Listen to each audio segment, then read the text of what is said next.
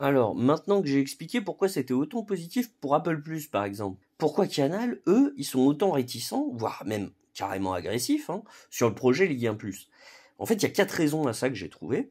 Il y en a peut-être d'autres, mais je vais essayer de vous livrer une petite analyse là-dessus. Déjà, la première chose, c'est que Canal n'a pas les moyens, aujourd'hui, d'acheter l'exclusivité. Ils en ont peut-être même pas l'envie du tout.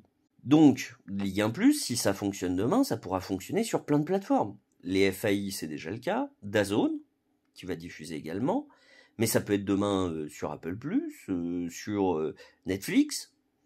Et donc, comme Canal n'a pas d'exclusivité, bah, peut-être que les gens vont s'abonner sur Apple+, sur Netflix, et donc passeront plus de temps sur ces plateformes-là, et moins de temps sur Canal demain. Donc mécaniquement, faire de la pub à Ligue 1+, valider le projet Ligue 1+, bah, c'est valider aussi que vous pouvez l'avoir sur n'importe quel outil, n'importe quelle plateforme, qui sont des concurrents de Canal.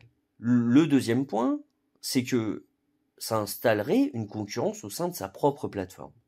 Canal y vend à leurs abonnés les droits de la LDC, les droits de la F1, les droits du rugby. Donner de la visibilité à Ligue 1+, sur son player, c'est donner à la chaîne une visibilité énorme, une facilité d'accès énorme, et du coup, ça met en concurrence directement le contenu Canal avec le contenu Ligue 1+. Parce que le temps, là encore, il n'est pas illimité. Et on sait que le football, ça génère toujours de l'intérêt.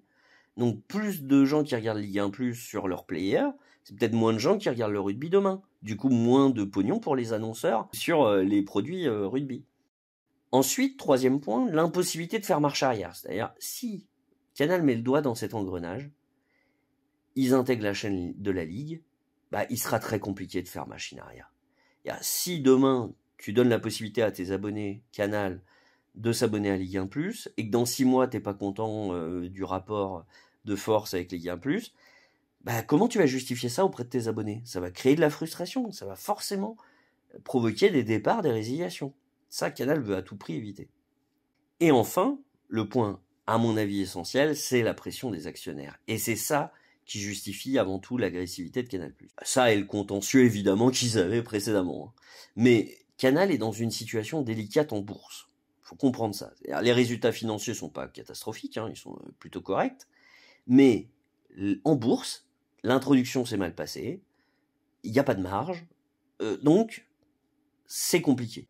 La volonté des actionnaires de Canal, c'est très simple en général. C'est orienté sur les profits. Et les actionnaires, ils vont pas mettre longtemps à comprendre que Ligue 1+ sur le player Canal, ça rapporterait des sous à Canal. Beaucoup de sous.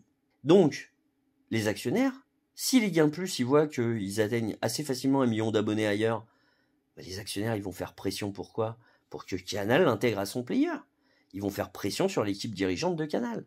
Donc Canal a tout intérêt à ce que Ligue 1+ se plante le plus possible et le plus rapidement possible surtout. D'où le clash avec beIN organisé, le clash avec Canal qui dit du mal de la plateforme. Voilà, tout ça justifie le comportement de Canal. Et c'est pas un problème lié au produit Ligue 1+. Vous voyez bien la différence.